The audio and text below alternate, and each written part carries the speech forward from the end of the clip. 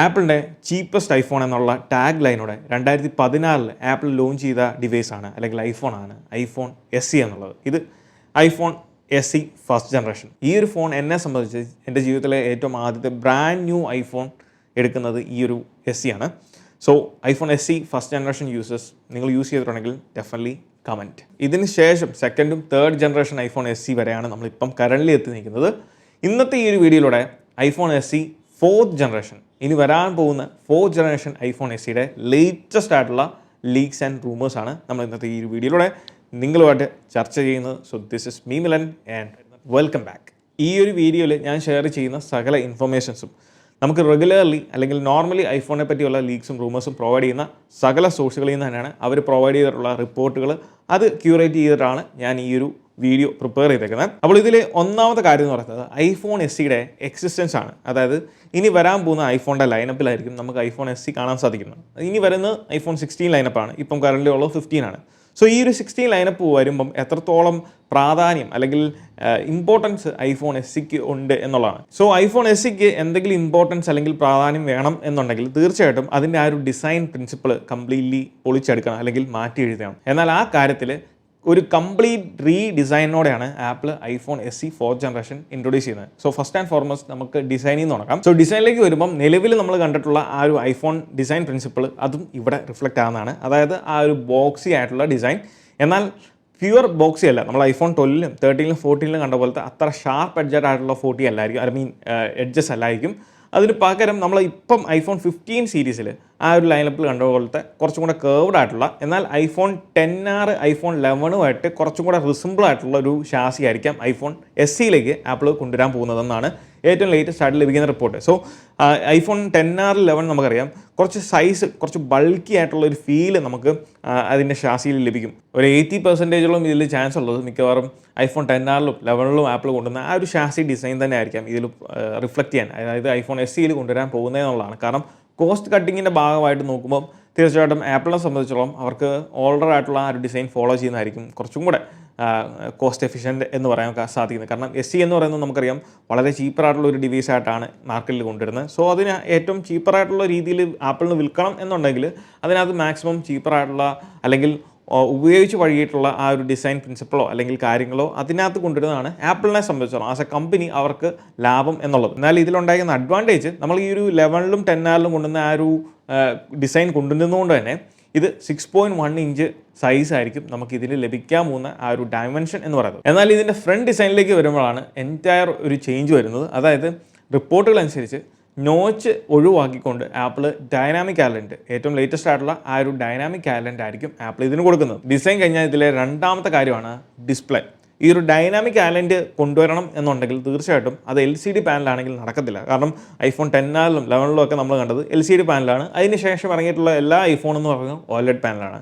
So iPhone SE third generation ആയിരുന്നു ആപ്പിളിൻ്റെ current ലൈനപ്പിലെ ഏറ്റവും അവസാനത്തെ LCD പാനലുള്ള ഒരു ഐഫോൺ എന്ന് പറയുന്നത്. ഇനി വരാൻ പോകുന്ന ഫോർത്ത് ജനറേഷൻ ഐഫോൺ SEയിൽ ആപ്പിൾ OLED പാനലാണ് കൊണ്ടുവരുന്നത്. അതുകൊണ്ട് തന്നെയാണ് തീർച്ചയായും ഡൈനാമിക് ഐലൻഡ് എന്ന് പറയുന്ന ആ ഒരു ഫീച്ചർ ഇംപ്ലിമെൻറ്റ് ചെയ്യാനും സാധിക്കുന്നത്. ആൻഡ് BOE എന്ന് പറയുന്ന ബ്രാൻഡാണ് അല്ലെങ്കിൽ കമ്പനിയാണ് ഐഫോൺ SEയുടെ ഡിസ്പ്ലേ മാനുഫാക്ചർ ചെയ്യുന്ന ആപ്പിളിന് കൊടുക്കുന്നത്. സോ അതുകൊണ്ട് തന്നെ അത്യാവശ്യം കുഴപ്പമില്ലാത്ത മെച്ചപ്പെട്ട ഒരു പാനലും അല്ലെങ്കിൽ ക്വാളിറ്റി നമുക്ക് അതിൽ നിന്ന് എക്സ്പെക്ട് ചെയ്യാം. പിന്നീടുള്ള ബയോമെട്രിക്സിൻ്റെ കാര്യത്തിലാണ് ഈ ഒരു ഡൈനാമിക് ഐലൻഡ് വരുന്നതുകൊണ്ട് തന്നെ തീർച്ചയായിട്ടും നമുക്ക് അതിൽ ഫേസ് ID തന്നെയാണ് എക്സ്പെക്ട് ചെയ്യാൻ സാധിക്കുന്നത്.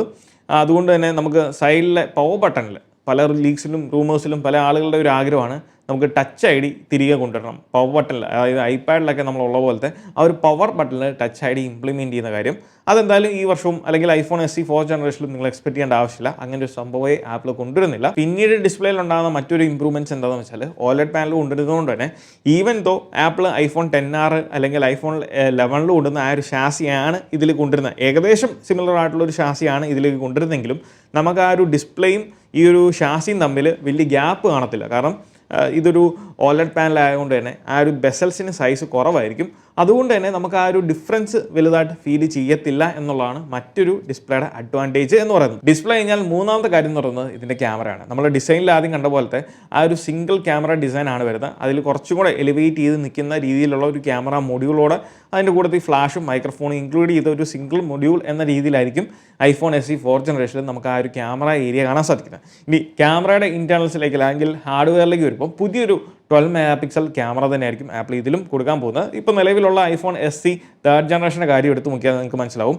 തേർഡ് ജനറേഷനിൽ ഇപ്പോഴും യൂസ് ചെയ്യുന്നത് ഐഫോൺ 8 കൊണ്ടുവന്ന അതേ സെയിം ക്യാമറ സെൻസർ തന്നെയാണ് ഐഫോൺ SE 4 ജനറേഷനിലും കൊടുക്കുന്നേക്കുന്നത്. എന്നാൽ അതിനകത്ത് ഉണ്ടായിരിക്കുന്ന ഡിഫറൻസ് എവിടെയാണെന്ന് വെച്ചാൽ ആ ഒരു ഇമേജ് പ്രോസസ്സിങ്ങിൻ്റെ കാര്യത്തിലേക്കാണ്. കാരണം നമുക്കറിയാം ഐഫോൺ SE തേർഡ് ജനറേഷനിൽ A15 ബയോണിക് ആണ്. അതായത് ഐഫോൺ 13 സെയിം പ്രോസസ്സർ തന്നെയാണ് യൂസ് ചെയ്യുന്നത്.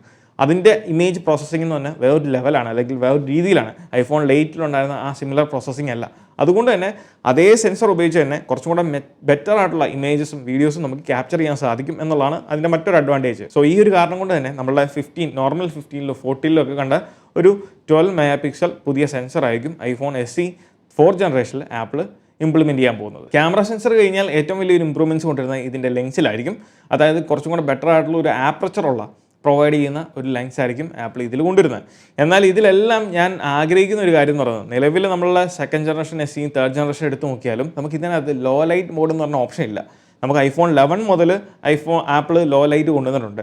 എന്നാൽ ഇപ്പോഴും ഐഫോൺ SE തേർഡ് ജനറേഷനിൽ ലോ ലൈറ്റ് ഇല്ല. So low light Apple implement ചെയ്യും. കാരണം പുതിയ ഈ ഒരു ഇമേജ് സെൻസർ കൊണ്ടുവരുന്നതുകൊണ്ട് തന്നെ നമുക്ക് ലോ ലൈറ്റ് കേപ്പബിലിറ്റീസും അതോടൊപ്പം തന്നെ HDR5 കേപ്പബിലിറ്റീസും സപ്പോർട്ട് ചെയ്യും എന്നാണ് ലേറ്റസ്റ്റ് ലീക്സിൽ നമുക്കറിയാൻ സാധിക്കുന്നത്. ബാക്ക് ക്യാമറ കഴിഞ്ഞാൽ നമുക്കുള്ളത് ഫ്രണ്ട് ഫേസിങ് ക്യാമറ ആണ്. നമുക്ക് ഫ്രണ്ടിൽ ഡൈനാമിക് ഐലൻഡ് ഇംപ്ലിമെൻറ്റ് ചെയ്യുന്നതുകൊണ്ട് തന്നെ നമുക്ക് പുതിയ ടൈപ്പ് ഓഫ് അല്ലെങ്കിൽ പുതിയ ഡിസൈനിലുള്ള ഫേസ് ID സെൻസേഴ്സിൻ്റെ ഒരു അറയാണ് അവിടെ കാണാൻ സാധിക്കുന്നത്. അതുകൊണ്ട് തന്നെ നമുക്ക് പുതിയ ആ ഒരു 12 മെഗാ പിക്സൽ സെൻസറും അവിടെ എക്സ്പെക്ട് ചെയ്യാം. ഈ ഒരു 12 മെഗാ പിക്സൽ എന്ന് പറയുന്നത് നോർമലി ഉള്ള 12 mega pixel front facing camera പോലെയല്ല. നമുക്ക് സബ്ജക്റ്റിനെ ട്രാക്ക് ചെയ്യാൻ അല്ലെങ്കിൽ ഫോക്കസ് ചെയ്യാൻ സാധിക്കുന്ന ഫോക്കസ് പിക്സൽസ് ഉള്ള സെൻസേഴ്സ് ആയിരിക്കും ഈ ഒരു 12 മെഗാ പിക്സൽ സെൻസർ എന്ന് പറയുന്നത്. പിന്നീട് ലൈഡാറിൻ്റെ കാര്യം ഞാൻ പറയേണ്ട ആവശ്യമില്ല, അത് പ്രോ മോഡൽസിന് മാത്രമുള്ള അവകാശമാണ്. So lidar sensor, time of flight സെൻസറും നമുക്ക് ഇതിനകത്ത് എക്സ്പെക്ട് ചെയ്യേണ്ട ആവശ്യമില്ല. ക്യാമറ കഴിഞ്ഞാൽ പിന്നീടുള്ളതാണ് ഇന്റേണൽസ്. സോ ഇന്റേണൽസിലേക്ക് വരുമ്പോൾ ഫസ്റ്റ് ആൻഡ് ഫോർമോസ്റ്റ് ഇതിൻ്റെ കണക്ടിവിറ്റി, ഇതിൻ്റെ കണക്ഷൻ പോർട്ട് എന്ന് പറയുന്നത് തീർച്ചയായിട്ടും Type C ആണ്. യൂറോപ്യൻ യൂണിയൻ്റെ ആ ഒരു ലോ അനുസരിച്ച് ഇനി ഇറങ്ങാൻ പോകുന്ന എല്ലാ ഐഫോണുകളും Type C ആയിരിക്കണം. അതുള്ളതുകൊണ്ട് തന്നെ ഐഫോൺ SEയിൽ 4 ജനറേഷനിൽ നമുക്ക് Type C തന്നെ എക്സ്പെക്ട് ചെയ്യാം. എന്നാൽ ഈ ഒരു Type Cയുടെ സ്പീഡ് എന്ന് പറയുന്നത് ഇപ്പോൾ ഉള്ള നമ്മുടെ നോർമൽ 15 ഉള്ള അതേ സെയിം, അതായത് USB Type C 2.1 ആയിരിക്കും ആപ്പിൾ ഇതിലും കൊടുക്കാൻ പോകുന്നത്. രണ്ടാമത്തെ കാര്യം ഇതിൻ്റെ നെറ്റ്വർക്ക് കണക്ടിവിറ്റി ആണ്. അതിൽ ഏറ്റവും ആദ്യം 5G സപ്പോർട്ട് തീർച്ചയായിട്ടും നമുക്ക് SE 4 ജനറേഷനിൽ എക്സ്പെക്ട് ചെയ്യാം. പ്രീവിയസ്ലി വന്നിരുന്ന ലീക്സും റിപ്പോർട്ടുകളും അനുസരിച്ച് ആപ്പിൾ ഇൻ ഹൗസ് ആയിട്ട് ഡെവലപ്പ് ചെയ്യുന്ന അവരുടെ ഒരു 5G മോഡമായിരിക്കും ഇതിലേക്ക് ആദ്യമായിട്ട് കൊണ്ടുവരാൻ പോകുന്നത് എന്നുള്ളൊരു റിപ്പോർട്ട് ഉണ്ടായിരുന്നു. പക്ഷേ അൺഫോർച്ചുനേറ്റ്ലി ആപ്പിൾ ആ ഒരു പരിപാടി ഇൻ ഹൗസ് ആയിട്ട് നിർമ്മിക്കുന്ന ആ ഒരു 5G മോഡത്തിൻ്റെ പരിപാടി താൽക്കാലികമായിട്ടൊന്ന് സ്റ്റോപ്പ് ചെയ്ത് അല്ലെങ്കിൽ പുഷ് ബാക്ക് ചെയ്തേക്കുന്നു. അടുത്ത 4-5 വർഷത്തിനുള്ളിലുള്ള ആപ്പിൾ ഇൻ ഹൗസ് ആയിട്ട് അവർ സ്വന്തമായിട്ട് നിർമ്മിക്കുന്ന ആ ഒരു 5G മോഡം ആപ്പിൾ ഐഫോണുകളിലേക്ക് ഇംപ്ലിമെൻറ്റ് ചെയ്യത്തുള്ളൂ. അതുകൊണ്ട് തന്നെ സ്വാഭാവികമായിട്ടും കോൽക്കത്തിൻ്റെ ഏതെങ്കിലും ഒരു കുഴപ്പമില്ലാത്ത 5G മോഡം അല്ലെങ്കിൽ 5G നമുക്കിതിൽ എക്സ്പെക്ട് ചെയ്യാം. പിന്നീടുള്ളത് വൈഫൈയുടെ കാര്യത്തിലേക്ക് വരുമ്പം നിലവിലുള്ള ഐഫോൺ 15 ലൈനപ്പിൽ നമുക്ക് Wi-Fi 6E ആണ് ഉള്ളത്. അതുകൊണ്ട് അതിൻ്റെ തൊട്ട് താഴെയുള്ള Wi-Fi 6 ആയിരിക്കാം ആപ്പിൾ ഇതിലേക്ക് കൊണ്ടുവരാൻ പോകുന്നത്. പിന്നീട് ഇന്റേണൽസിലെ വളരെ പ്രധാനപ്പെട്ട പോയിന്റ് എന്ന് പറയുന്നത് ഇതിനെ പവർ ചെയ്യുന്ന ഇതിൻ്റെ പ്രോസസ്സറാണ്.